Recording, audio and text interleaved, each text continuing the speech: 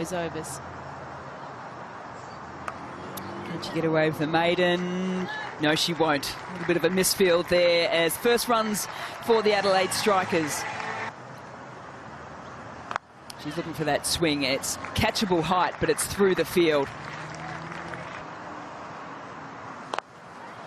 First one really a straight line on the stumps, and Katie Mack times that nicely. Gets it on leg, and Katie Mack gets into position very nicely. And then nicely gets on to the front foot. So that drop catch from Nicole Bolton. Catchable. Was it a little fingertip? It is the worst way to go out within the game. Run out the non-striker's end after coming off. So she's going to try and get her pitch it as full as possible. Maybe not the full toss, but the full toss will also get the wicket. Elise Perry takes the catch at mid-wicket. Oh, wow. Shush. Squeezed backward of point, and there is the boundary. The fast bowling and short pitch bowling wasn't overly successful in the previous game, as we saw there again. The reverse comes out. Does she find space? She certainly does. 2 boundaries to McGrath through that region. Flatter, quicker, and wicket. They look away, reverse, sweep the ball before for 4. Maitland Brown goes with the short ball, and Laura Vulvart says thank you very much. It's a great weapon. There's that change up again, straight to Sophie Eccleston. She won't drop those. Cheadle into the attack, and that is a handy breakthrough. And Maitland Brown has the ball in her hand. And straight away in the power surge, a boundary off the first. So 4 off the first, followed by 2 dots. And make that a wicket. 4 ... wicket to Maitland Brown in the first over of the power surge. She's trying to find the boundary, and she gets bowled around her legs. The power surge working beautifully here for the Sydney Sixers. Lauren Cheadle around the wicket.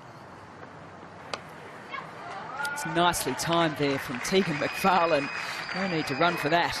They're going to more likely to head forward to the wicket where they've got protection.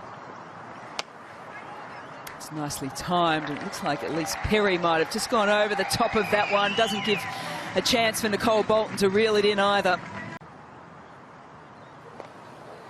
Gets down on one knee, swivels, and with the swivel finds the boundary.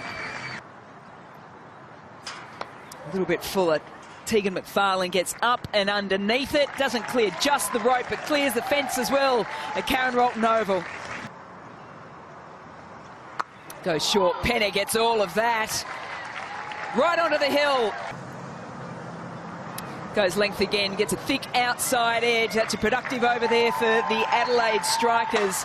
18 runs coming from it. Across the crease, needs to get something on it. She doesn't just get something on it, she gets a lot of it on it. Nice handy catch on the boundary line as well. Gets the full toss, has gone in that direction before. Why not go again? This time it's a 4 though. Comfortable to do. Well, straight Yorkers, and it's still squeezed through. Boundaries are coming here for the Strikers to finish off this innings.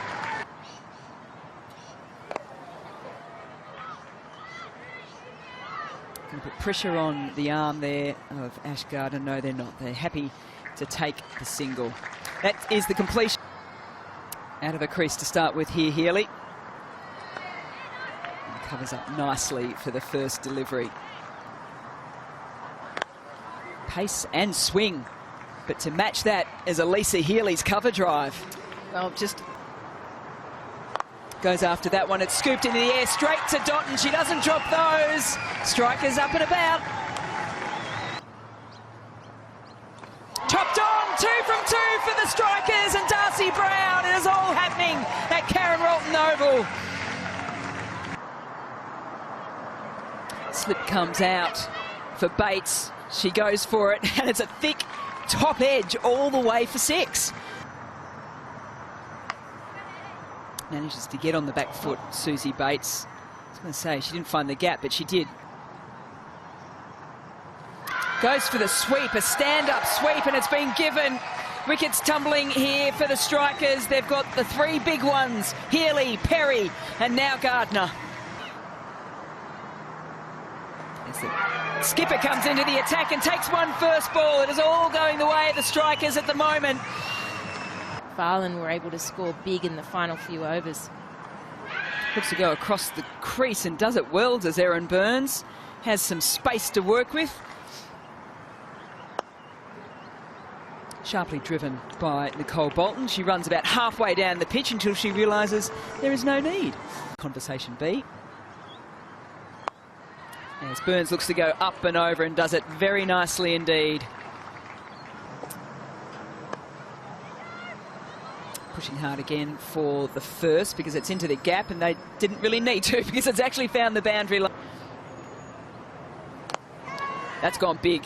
It's skied, it's straight, and it is long enough from Burns. That's the wrong, and it's in the air and it's taken. Smart bowling there from Wellington. Support in the field. Chases that wide one, but Burns finds the gap. She is the key here for the Sydney Sixers. The sweep has worked. The stand-up sweep backward of square for Erin Burns.